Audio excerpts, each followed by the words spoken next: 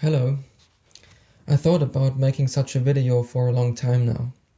I never really had the courage to do it, but now I feel like it's a good time to finally give this video a chance. The musician Ren inspired me to do this type of video. Everything I'm going to talk about in this video happened to me in 2025. I want to talk about how I felt, what I've been through, and how many things have changed inside me. This isn't supposed to be a "I'm going to dump all of this on you" video. I just want to share my story with people who might go through something similar. I want to share hope.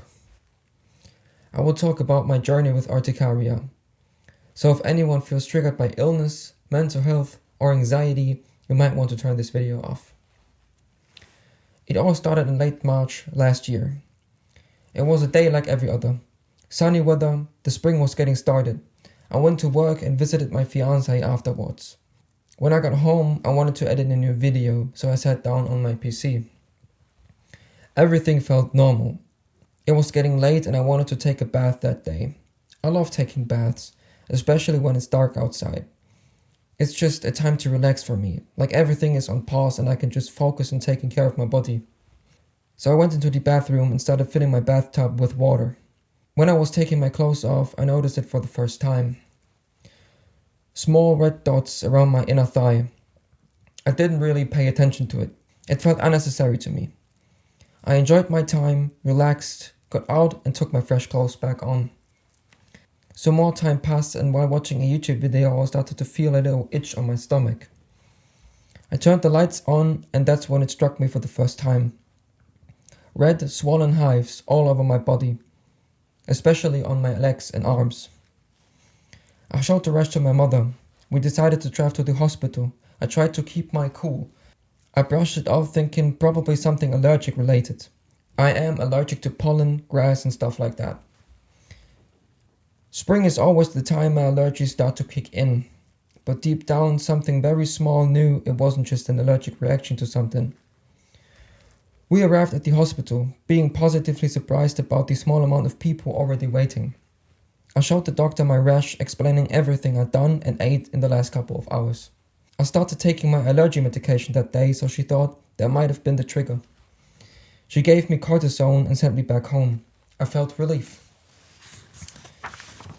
When I woke up the next day to go to work, the rash had disappeared. I thought that it actually was just some allergic reaction, but it wasn't. It came back over the day and got even worse. I started to panic and so did my fiancé. We drove to a different hospital to show the rash to a different doctor. He looked at me bored, told me it's an allergic reaction. He had no clue what might have caused it. He told me such reactions can sometimes last for a longer period of time. It should disappear in a few days.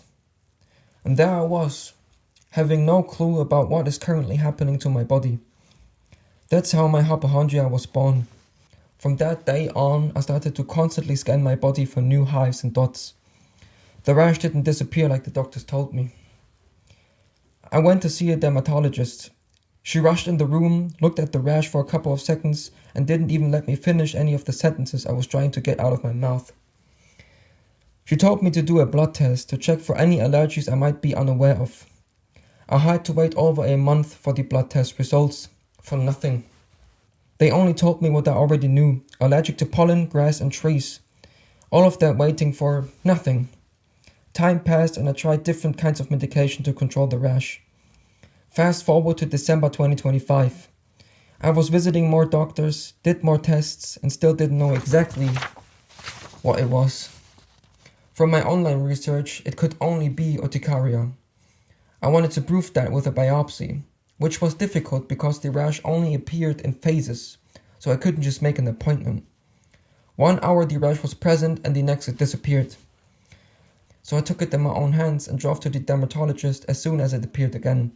They told me a biopsy wouldn't be possible without an appointment. I tried to explain them my situation, which they already knew since they were my go-to dermatologist, without any success. All they did was give me a list of different diets I could try to avoid allergies. But I didn't give up. I drove to a different dermatologist the same day to explain them my situation. That was the first time after several months some doctor actually listened to me. She told me things I didn't know about this condition and gave me a path I could follow with several tests I still have to do to maybe find a reason to what causes my urticaria. She even asked me if I'm studying medicine, because I knew a lot about the condition already since I spent a lot of time researching it. And here I am today, trying to understand my body. To quote Ren from his own troubles, I was bouncing from a doctor to a doctor to a doctor, like a table tennis game that has no end. Every single question answered with a question on the end. Urticaria isn't a typical autoimmune disease, but my immune system is overreacting to something I don't know yet. And I most likely will never know. It will disappear someday like it appeared out of nowhere in March last year. I'm able to live pretty good with it, since I found the right medication. I went through several months of mental and physical struggle. I developed a hypochondria, went to a mental health clinic, and worsened my already existing anxiety. But now I have a light at the end of my tunnel. I know that this condition won't stay with me forever, and I am able to control it with medication. I am also aware that this is nothing compared to other conditions and chronic illnesses. I am very grateful for it just being urticaria, but it still messes with me mentally on a daily basis. Last year was full of change, especially towards the end. Change inside of me and change regarding my work situation. My dream always was and always will be to make movies. I love telling stories, I love working with cameras, and I love editing. This channel was more than just a passion for me, it's a very important part of my life. I am very thankful to still be able to be here and to make videos. But last year also had a lot of positive things. I was able to get an editor job for a content creator I really look up to. I was able to meet cool people like Aaron Paul or the German voice actor of Nathan Drake, who became a close friend of mine. I am able to spend time with the people I love and care most about. I am unbelievably thankful for my fiancé, my parents, for Daniel, Max, Jan, Boris and Jens, and all of the other people playing a crucial part in my life. I love you all from the bottom of my heart. Thank you for watching this video. I know it was different and I'm scared about how this video is going to be received. I hope I was able to spread some hope and awareness to people going through a same or similar situation. There's always hope, and you will be able to find hope when you least expect it. Never give up. Next video is going to be a short movie again, so stay tuned. Thanks again for watching, and goodbye.